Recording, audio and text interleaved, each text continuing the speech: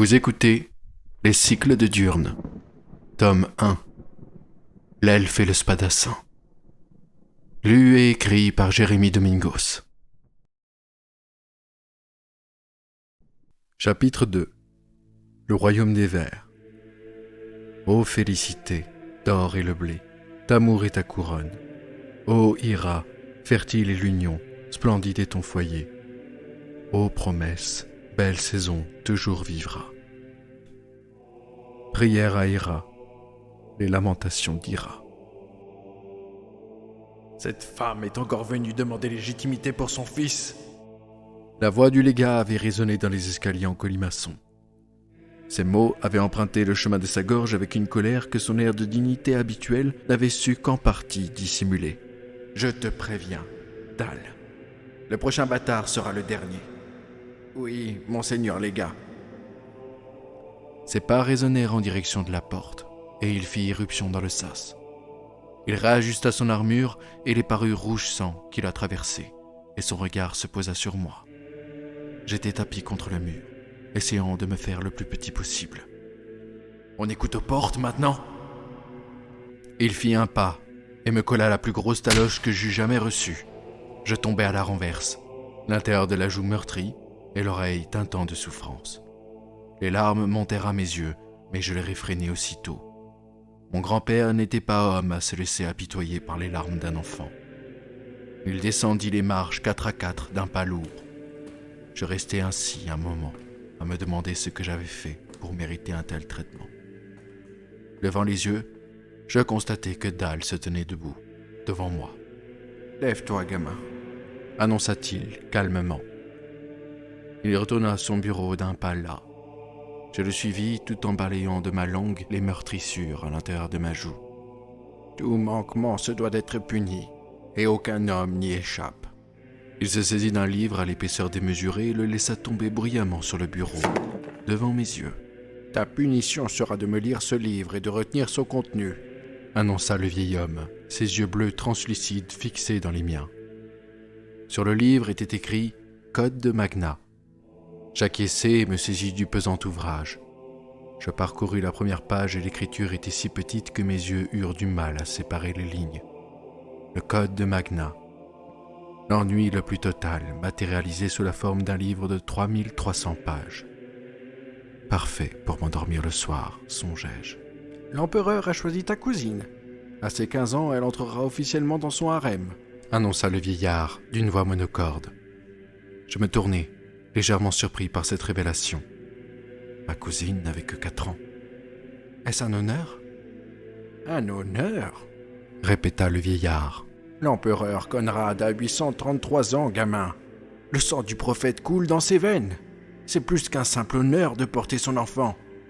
Je hochai vivement la tête et retournai à ma lecture. Depuis quelque temps, mes questions semblaient irriter le vieux scribe. J'avais désormais 8 ans et nous étions en 833. J'étais maintenant sommé de me rendre aux écuries ainsi qu'à la févrerie durant l'après-midi, afin de faire l'entretien de la sellerie et des serrureries de Vellengarde. Je me découvris une habileté avec le cuir et parvins même à surprendre Stragon, l'oncle de Bretta. Par surprendre, j'entendais que je lui avais arraché le plus petit subrepticement d'émotion sur son visage, ce qui constituait un véritable exploit. Si Bretta était un livre ouvert, son oncle, lui, était un livre scellé, mis sous verrou et emmuré. C'est également à cette époque que je pus contempler pour la première fois un stigma, celui de Stragon pour être précis. Alors que l'homme d'âge mûr débourrait un jeune cheval, la chaleur se fit si intense qu'il en ôta sa chemise. Sur son dos, sous les gouttes de sueur, se trouvait un œil prédateur, entouré de dents pointues. C'était la marque de Tyrne, conférant instinct et vigueur animale. Le hall des gardes résonnait très souvent des histoires au sujet de Stragon. Selon eux, le stigma seul ne justifiait pas la force démesurée du palefrenier. Certains l'auraient vu plier le fer à main nue, tandis que d'autres l'auraient aperçu soulever la carcasse d'un porc sur l'une de ses épaules, sans trembler. Le palefrenier s'était fait une réputation si solide qu'on le surnommait « Ourside », en référence à un ours puissant, issu des légendes. Pour moi, Elle n'était pas un ours, mais un taureau placide, à la force prodigieuse et à la patience sans limite. Sa nièce la mettait parfois à l'épreuve, mais Stragon, fidèle à lui-même, n'accordait aucun crédit à ses jérémiades. Bretta était le plus souvent absente. Elle avait désormais le droit d'aller à l'école avec les autres, et je poursuivis mon apprentissage seul, dans le fort. Bretta était devenue le sujet de conversation à Felendrad, ainsi qu'au bourg de Velenval. La jeune fille venait de recevoir son stigma. Un symbole solaire, aux détails fabuleux, s'était inscrit sur son dos. Elle était aimée du divin de la justice, de la beauté et du jour. D'après le scribe, elle partira dans seulement 3 ans pour gagner la capitale, car c'est à Magna que les paladins étaient éduqués et formés. Il m'arrivait, en descendant les escaliers de la tour de Dal, de porter mon regard vers l'ouest pour regarder la flèche d'Issar, tour dorée de la capitale et centre de l'ordre. Pour tous, elle était synonyme de gloire, de beauté. Mais mon sentiment vis-à-vis de l'ordre devenait de plus en plus mitigé avec le temps.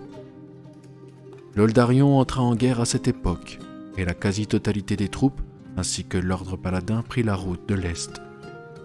D'après Dal, les batailles avaient lieu, tout près de l'endroit où on m'avait trouvé au Rorstheim.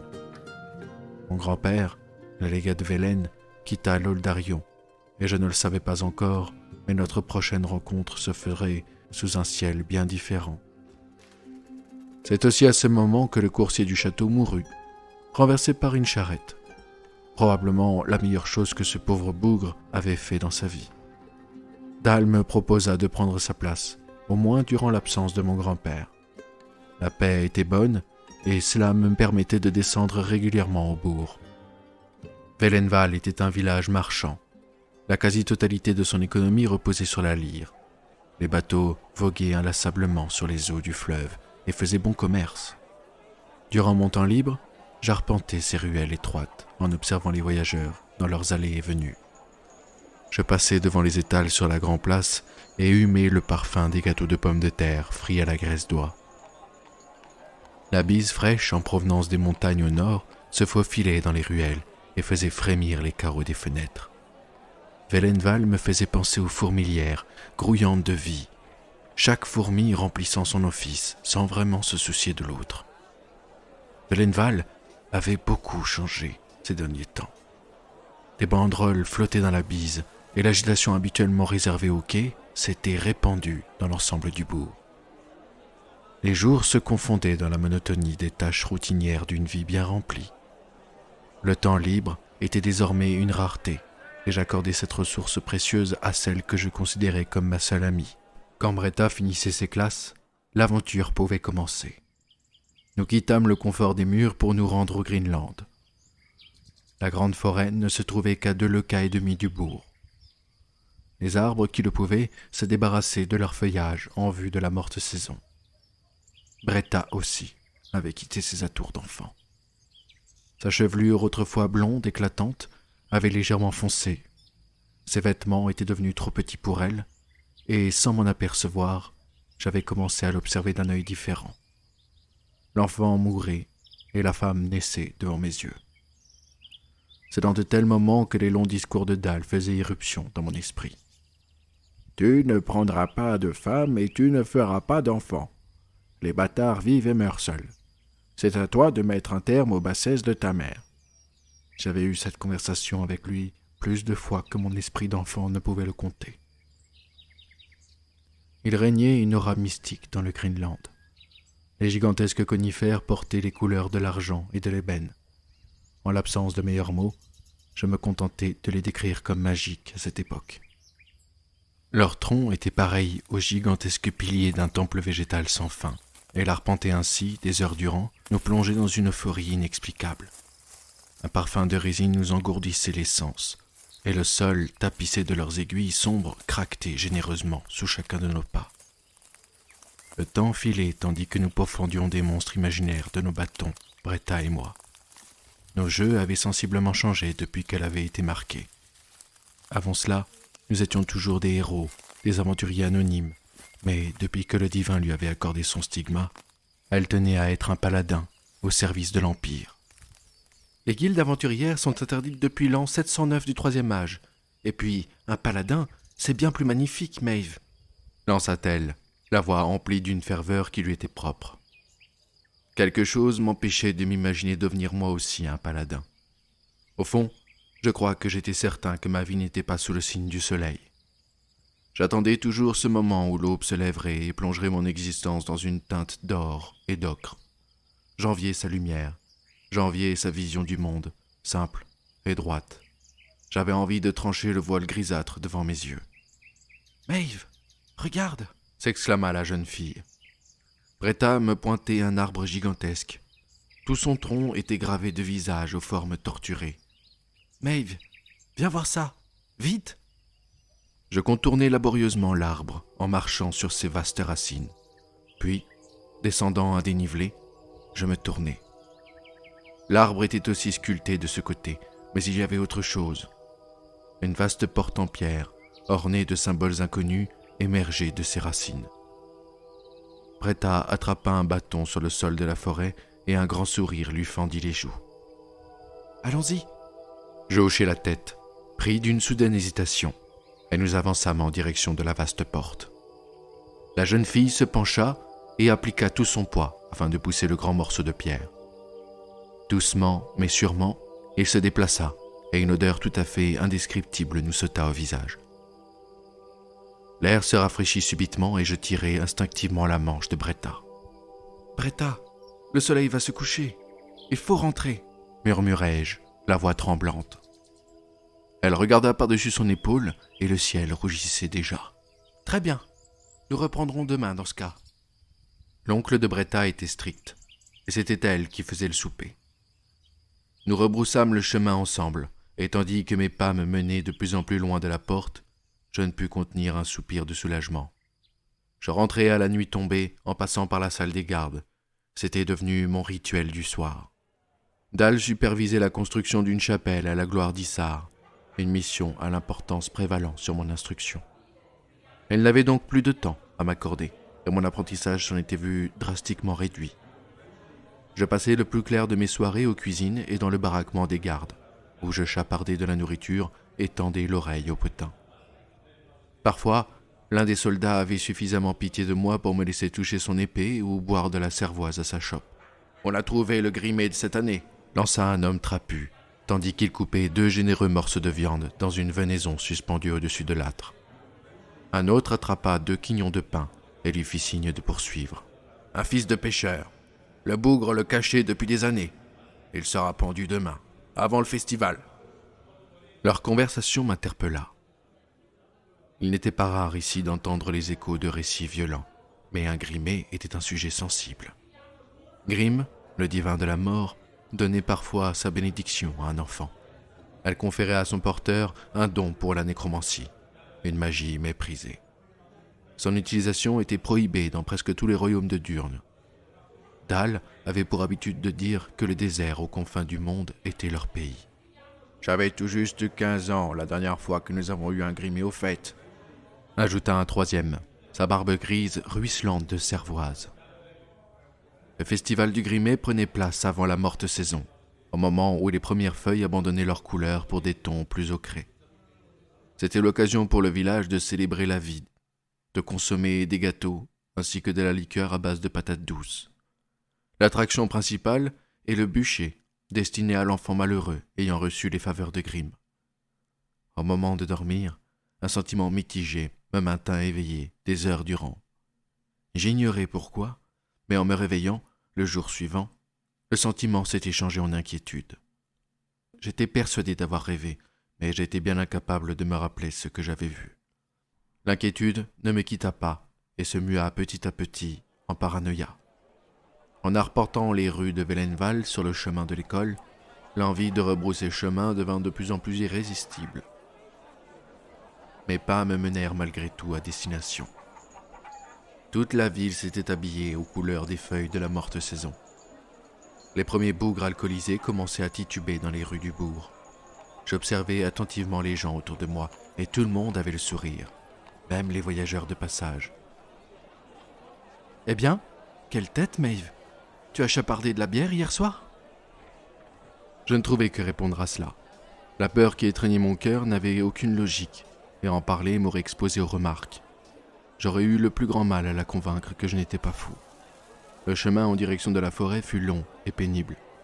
Bretta ne cessait de réciter les vœux de l'ordre paladin, tout en marchant, et je serrais l'amulette entre mes doigts. « Issar est mon sang, d'or est mon esprit », chuchotait la jeune fille. Ces prières auraient dû m'apporter le réconfort, mais quelque chose en moi tremblait de terreur. Mon ventre se contractait, et j'avais l'impression d'être frappé de maladie. Cette journée était un véritable supplice. Tout ce que les gens faisaient habituellement, leurs regards, leurs voix, leurs actions, tout cela constituait une agression, et ce jour était encore loin d'avoir touché à sa fin. Je priais avec ferveur, mes doigts cerclés sur l'amulette de ma mère.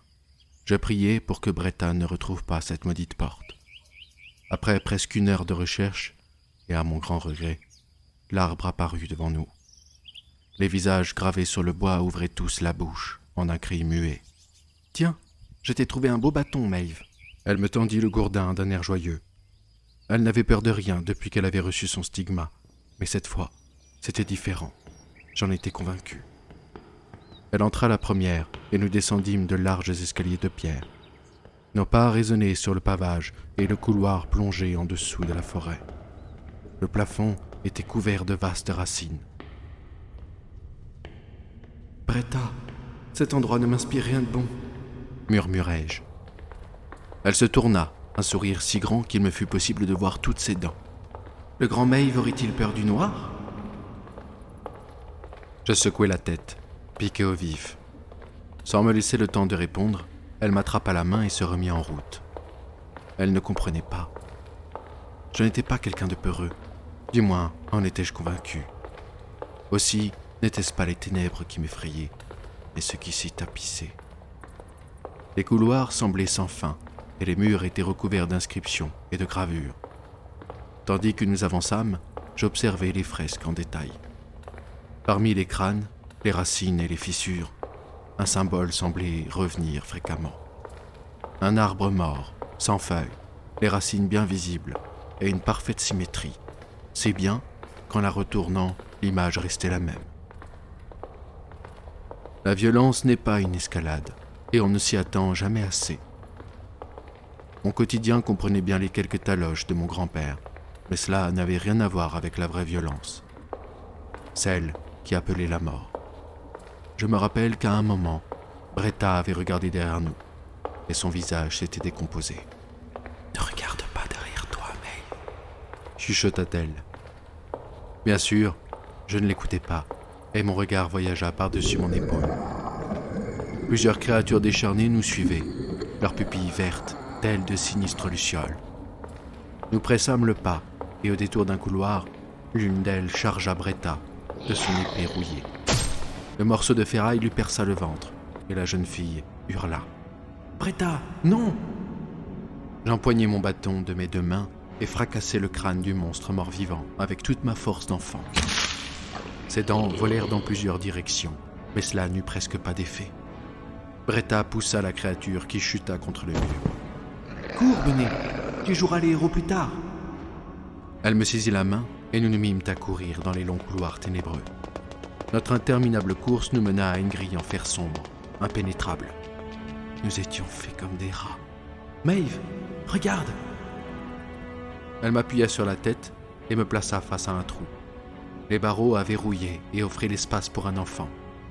Sans réfléchir, je me mis à plat ventre sur le pavage et glissai ma tête à l'intérieur. Le reste du corps passa tout juste, et je me relevai de l'autre côté, en nage. « Et toi, Bretta, que vas-tu faire ?» La jeune fille se retourna, la main pressée contre son ventre. Une rivière de sang coulait sur sa robe brune. Un sourire tendre lui fendit les joues, et elle passa sa main ensanglantée entre les barreaux. « J'aurais dû t'écouter, petit Maeve. Tu avais raison d'avoir peur. » Les créatures arrivèrent en trombe et encerclèrent la jeune fille. Elle se retourna et empoigna son bâton de ses 2 mains. « Issar est mon sauveur, père de tous les hommes, soleil et son sang, d'or et sa volonté. » Je fermis les yeux et empoignai mon amulette, priant de toutes mes forces pour la victoire de Bretta. Les bruits de confrontation résonnèrent contre la roche autour de moi. Les râlements, les chocs et même la chair se rompant. Quand j'ouvris les yeux, l'une des créatures tendait déjà son bras afin de me tirer vers la grille. Je fis un bond en arrière et le mort-vivant demeura immobile, mon amulette entre ses doigts. Les morts s'étaient tous postés contre la grille et m'observaient cérémonieusement. Une mare de sang se répandait lentement sur le sol. La bravoure, l'innocence, tout cela est merveilleux. Je me tournai, interloqué par la voix rauque. 2 points verts fixes fendaient les ténèbres. Mais que cela serait-il sans la faiblesse? La nuit, la mort. Je sentis la peur se diffuser dans mon corps. Elle remplaça le sang dans mes veines et m'engourdit encore davantage les membres. Pas de peur ni de haine, car je ne suis que la lumière sous couvert d'obscurité. L'amour infini, les sentiments en suspens. La créature se plaça sous un rayon de lumière blafarde, et les lunes me révélèrent son visage. Tu ne t'attendais pas à rencontrer la mort, mais t'attendais-tu à converser avec elle? Tandis que les mots sortirent de sa bouche, mes yeux détaillèrent le mort-vivant. Son visage tombait sur son torse, à grands lambeaux, et ses dents immaculées claquaient les unes contre les autres. Le très vieux cadavre s'avança doucement dans ma direction, en observant derrière moi. Ma vision se brouilla, et les larmes se mirent à rouler sur mes joues. La fin est toujours source de tristesse pour celui qui ne peut y voir un commencement. Poursuivit la créature. Je l'observai se rapprocher, totalement impuissant, l'esprit et le corps plongés dans un chaos sans nom. Je sais ce que tu penses. Elle ne méritait pas cela, n'est-ce pas? Il leva les yeux afin de les plonger dans les miens et poursuivit. La vérité est que nous le méritons tous, tôt ou tard. Il avança encore de quelques pas et me fit un large sourire. Cela m'interloqua quelque peu, et j'essuyai mes yeux larmoyants. À ce moment, je compris qu'il ne faisait que me rendre mon propre sourire. Il marqua une pause pour contempler mon visage et se mit à frotter une amulette en fer blanc du bout de ses doigts. Rien n'est jamais vraiment perdu. Il ôta son amulette et me la tendit en me faisant geste de la prendre avec insistance. Je levai mon bras tremblant afin de la saisir et il laissa tomber le pendentif dans le creux de ma main. Il était d'une finesse que mes yeux d'enfant ne parvinrent pas à saisir. Un arbre blanc, sans feuilles, s'étendant sur des cerclages de fer sombre, ses racines visibles. L'amulette était si finement travaillée qu'en y passant les doigts, on parvenait à en sentir les reliefs torsadés du tronc de l'arbre. Les cours de théologie du vieux scribe m'avaient appris à reconnaître les divins, mais lui, je ne le reconnaissais pas. Ne la perds pas et ne la donne à personne. C'est la tienne désormais.